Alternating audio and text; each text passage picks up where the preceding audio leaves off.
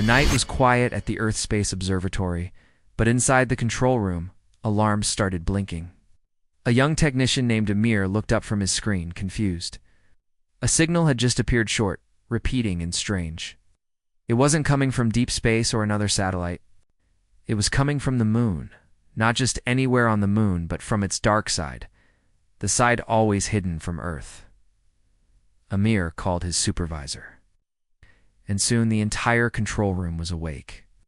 The signal repeated every 6 minutes, always the same frequency, the same rhythm. It was like a message, but it wasn't human. And it didn't match any known alien language either. The government moved fast. Within 24 hours, a military team was assembled.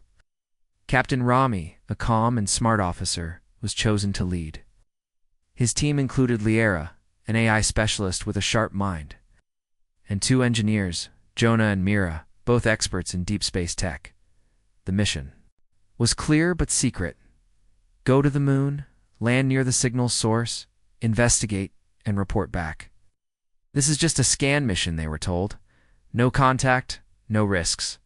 But no one on the ship believed that. Everyone felt it something about this didn't feel right. As their ship, the Ark Whisper, moved closer to the moon's orbit, strange things began to happen. Their navigation started to glitch. The instruments showed impossible numbers, like the moon's gravity was shifting slightly. Jonah checked the systems again and again, but couldn't find any error. As they reached the dark side, a strange static filled the radio.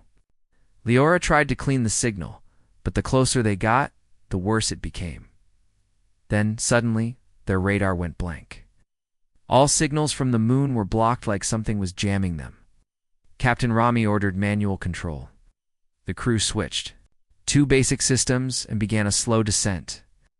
The moon's surface below them looked normal at first, dusty gray rocks, shadows, and craters. But then they saw it. A large circular area, smooth and metallic, was in the center of a deep crater. It didn't look natural at all. Is that a door? Mira whispered. I think hovered above it. The surface lit up with blue lines moving, shifting, forming patterns.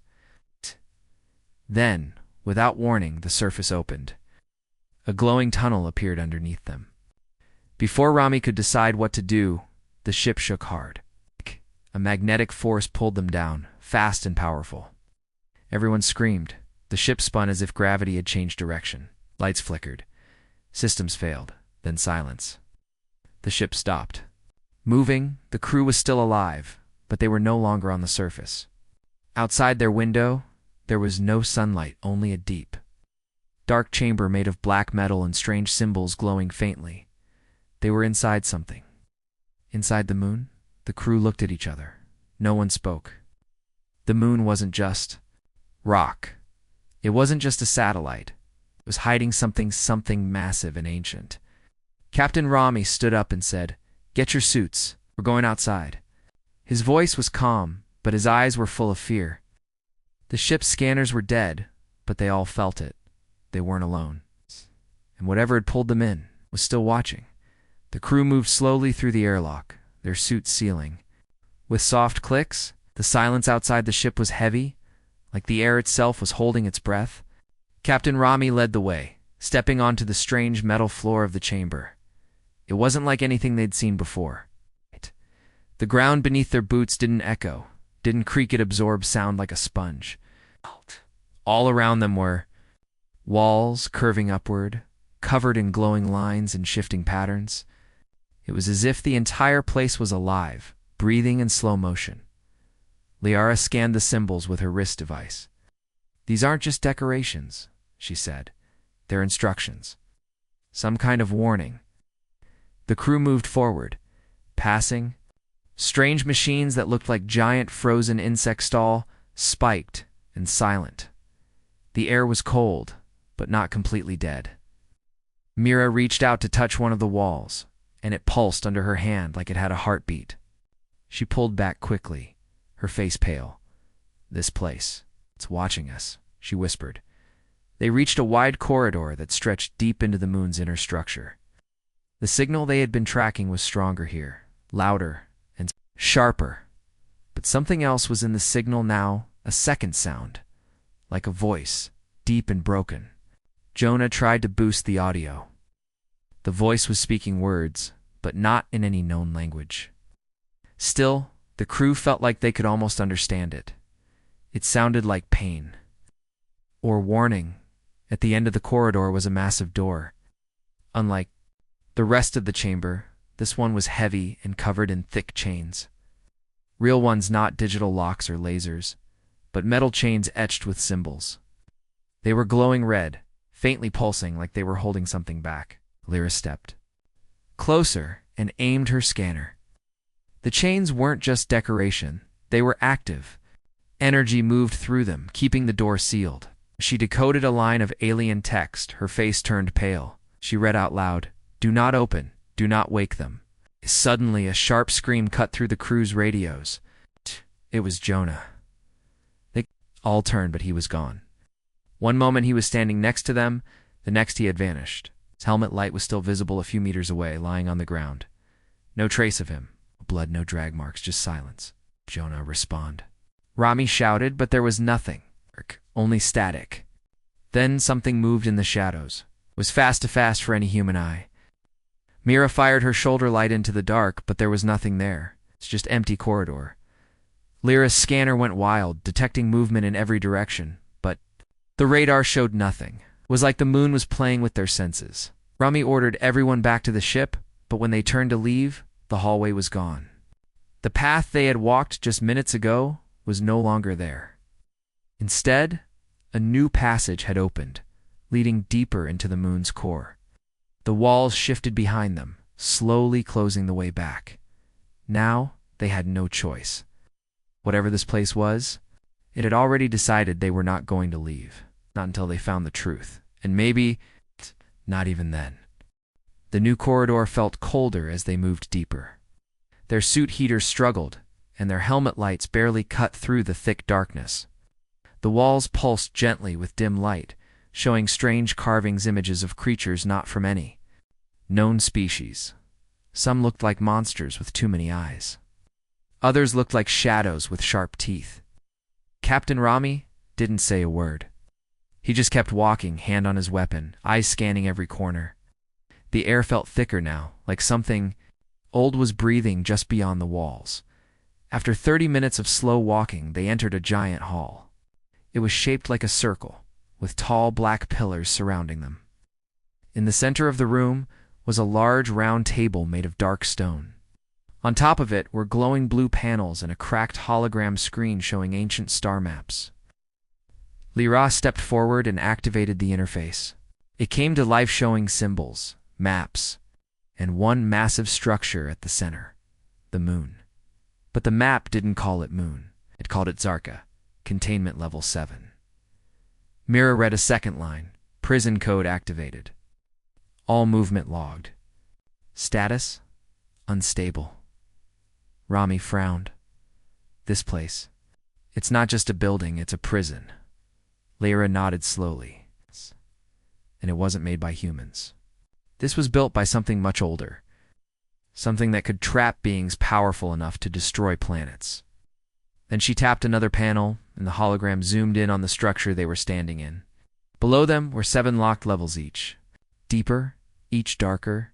The one they were in now? Level 1. Something had been sealed below them. Multiple things. Suddenly a second hologram appeared. It showed cells. Inside them were frozen creatures. One looked like a burning serpent wrapped in chains of light. Another was a giant with no face, only mouths on its chest and arms. The final cell, at the very bottom, level 7, was blacked out. No image, only red text. Forbidden. Do not unlock. The crew stared at each other. Lyra whispered, "Why would they put so much warning? Lest something worse than death is down there?" Then the lights flickered. The chamber shook slightly. A warning flashed across the panel. Containment weakening. Unstable lock detected. Rami stepped back. "Oh, we need to get out now." But Lyra touched another panel without thinking. It was curiosity, her greatest gift and worst weakness. A soft beep echoed, and deep below, something moved. Quiet. like metal grinding against metal, echoed up from the floor. The lights turned red. Lyra looked down at the console. I didn't open anything. I just pinged the system, but something responded. The walls of the hall began to glow brighter. The carvings shifted, forming new images, ones that looked like doors opening and dark hands reaching out. A loud bang echoed from deep below, then another, like fists, slamming against ancient doors. One by one, the pillars around them began to crack slightly. Not fall, just crackers if they were straining against pressure. Captain Rami shouted, "Weapons ready, stay close." But it was too late. From one of the side corridors, a shadow began to form. Not a person, not a creature, but a black fog. Thick and cold, it moved like it had purpose. Their weapons didn't respond, triggers locked, targeting frozen. Lyra tried to run a scan, but her screen showed only one word: error. The shadow stopped a few meters away and then pulled back, like it was testing them. Then a voice, not heard through ears, but felt inside the mind, whispered one word: free. Suddenly, all of them knew. A prisoner had felt them. Something had woken up, and it wasn't alone.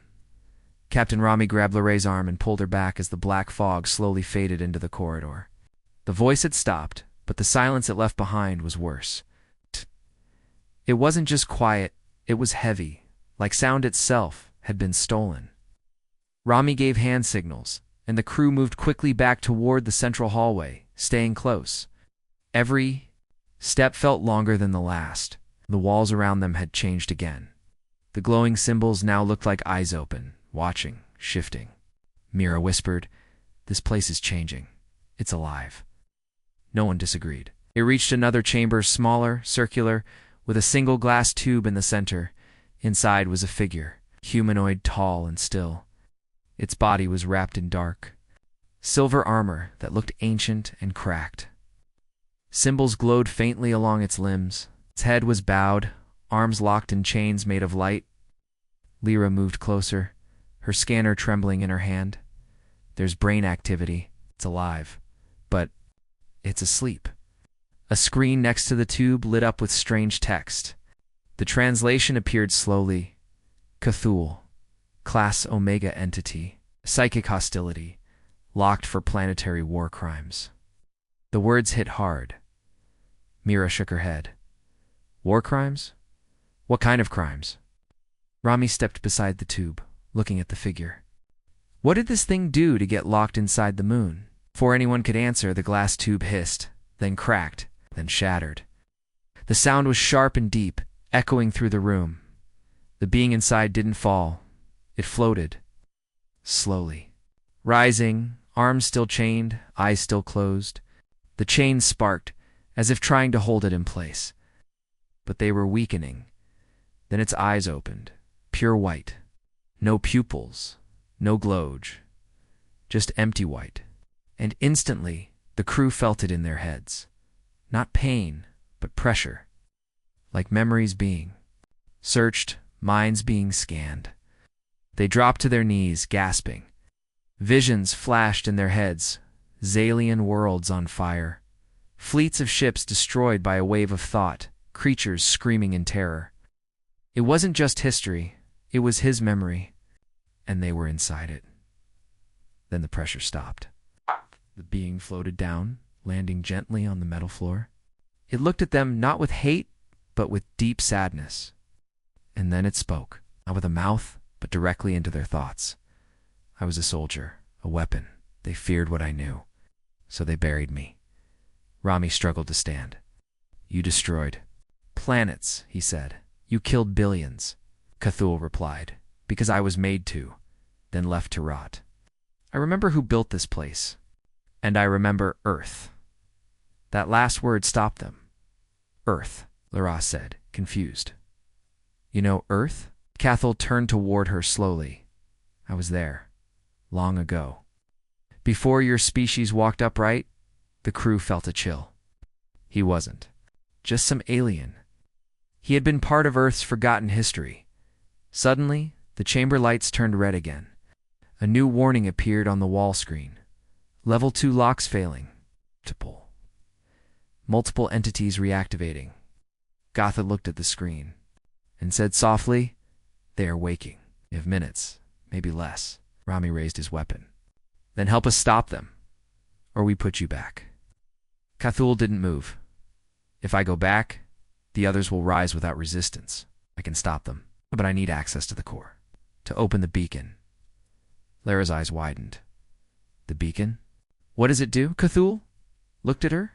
"It sends a message, a call for judgment, and Earth will be the first to answer." No one spoke. Time was running out. Monsters were waking.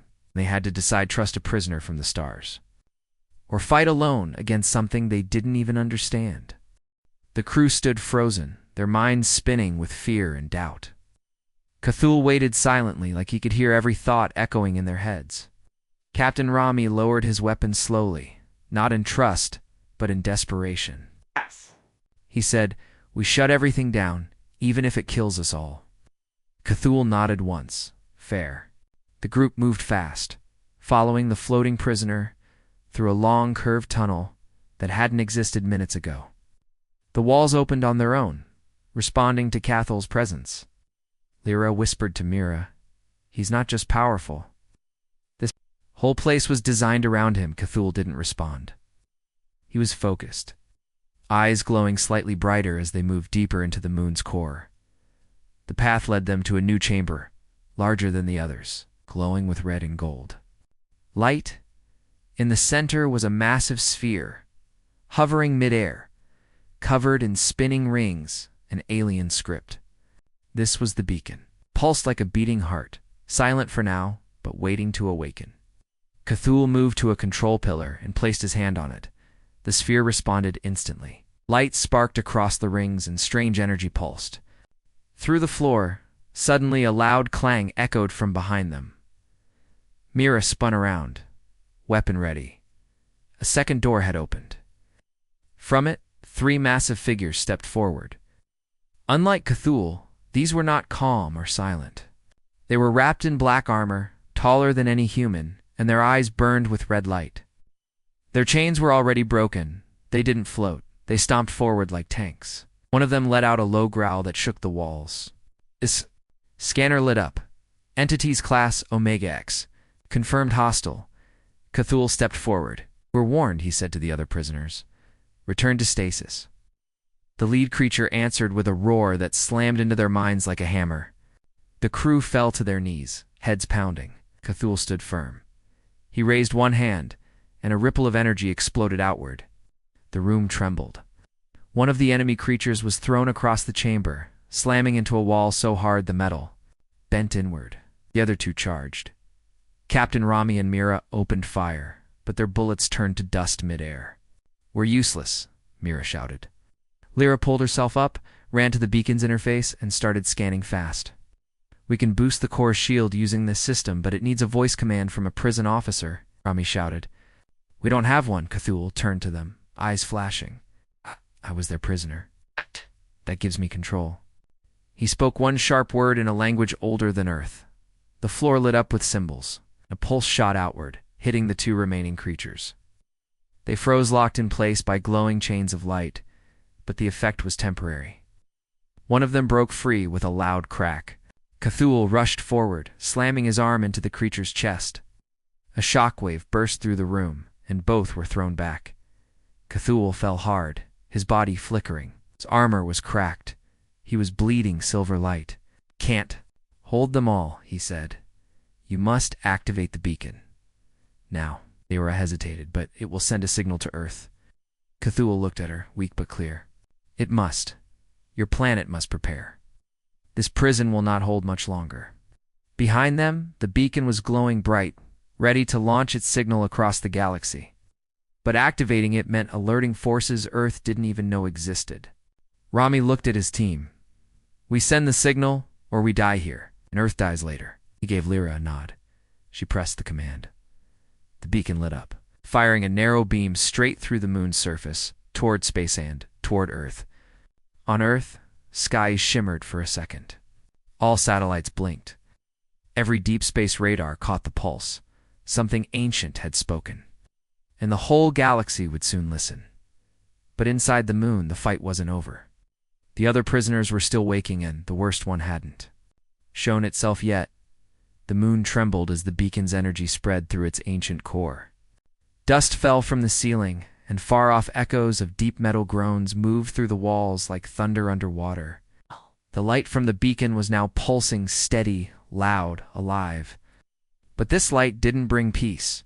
It brought awakening. Across the prison levels below, doors that had stayed locked for thousands of years were shifting, cracking, and beginning to open. Captain Rami helped Cathal stand. The alien was weak, glowing cracks across his armor pulsing dimly. "You shouldn't have used that much power," Rami said, holding his arm. Cathal gave a bitter smile. "We were not meant to wake. I had no choice." Lyra stared at the beacon's fading glow. Did Earth receive the signal? Cathal nodded slowly. Yes, and others heard it too. Suddenly alarms flashed on the control panels. Mira shouted, "Level 7 is responding. The last door. It's moving." They turned toward a wall showing a deep vertical map of the prison. Level after level was lighting up red. All of them open, except one. Level 7, the deepest. The darkest was now blinking yellow. Status: weakening. Time remaining: 4:26. Lyra looked at Cathal. "What's in there?" He looked at the screen, then away. "Something I've never seen." When the war ended and they built this prison, Level 7 wasn't made to hold a creature. It was made to hold a concept, a weapon with no form, a mind that infects other minds. They called it in Zelda, hunger that walks. Mira's hands trembled. "If it wakes, can it escape?" Cathal nodded. "If even one exit path remains, open yes." Rami's voice was firm.